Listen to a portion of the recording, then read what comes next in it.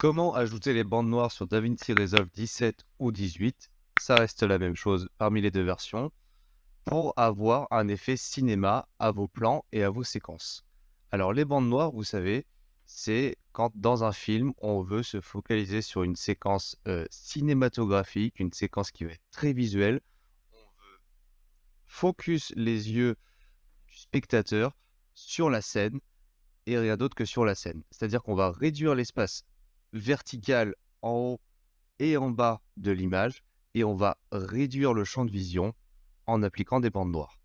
Donc, comme vous le savez maintenant, si vous avez regardé les précédents tutos sur comment faire un cut facilement sur DaVinci, comment ajouter un titre, comment améliorer son son, ou alors le tout dernier tuto qui traite des transitions, comment ajouter des transitions faciles, vous savez que la première étape maintenant, c'est de se rendre sur l'onglet Edit, une fois que vous avez créé votre nouveau projet ici, et vous allez importer votre fichier depuis votre PC. Donc moi, j'importe une vidéo qui n'a absolument pas de bande noire pour l'instant, et on va voir ensemble comment très facilement, vraiment en 30 secondes et 2 clics, comment on va ajouter les bandes noires.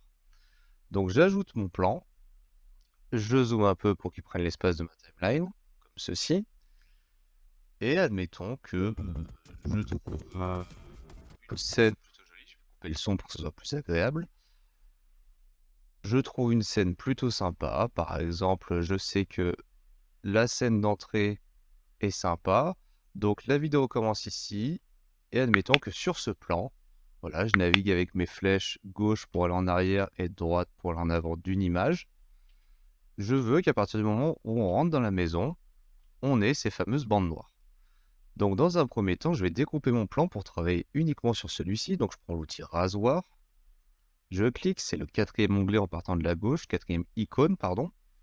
Je viens me placer au niveau de mon curseur. Je vois que mon curseur a été figé à 1,000507. Donc je vais faire de même. 0,507. Je clique, ça coupe mon plan. Je vais à la fin de mon plan où je vais appliquer les bandes noires. Donc je laisse défiler la vidéo. Je peux même l'avancer un peu pour éviter de perdre du temps. Et je veux enlever les bandes noires à partir du moment où on sort ici, la vidéo se réaccélère. Pareil, j'utilise les flèches pour revenir en arrière, flèche gauche. Voilà. Sur ce plan, je veux que ce soit le dernier à avoir les bandes noires. Donc pareil, je prends mon outil rasoir, je vais le couper. On voit que mon curseur est à 1,0021,03. Je vais me placer à 21,03. Je clique, ça découpe. Maintenant, je vais me focaliser uniquement sur mon plan du milieu en le sélectionnant. Et ici, dans l'onglet vidéo, alors vous ouvrez votre inspecteur si jamais il n'est pas ouvert en cliquant dessus. D'accord? Ici, on va descendre un peu dans l'onglet vidéo, dans l'élément cropping. On clique sur cropping et on voit crop left. Donc on va essayer ensemble. Ça vient cropper sur la gauche, crop right sur la droite, vous avez compris. Ce qui nous intéresse ici, c'est crop top pour le haut et crop bottom pour le bas. Donc on va essayer, au lieu de mettre des bandes comme ça, on va essayer d'ajouter des valeurs et de voir ce qui nous intéresse. Donc en top, je vais mettre 100 par exemple. Je vois que ça donne ça, c'est plutôt pas mal.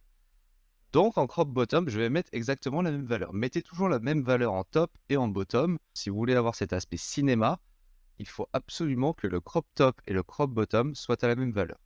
100 et 100, ce qui rend plutôt pas mal. Je regarde un peu ma séquence. À partir du moment où on rentre dans le salon, voilà, on a tout de suite un aspect beaucoup plus cinématographique avec ces bandes noires qui viennent nous rappeler un peu les films qu'on peut voir au cinéma ou les séries qu'on peut voir sur Netflix, ces bandes noires qui viennent donner un aspect plus professionnel. Donc en fait, en quelques clics, vous avez donné un aspect professionnel à votre vidéo.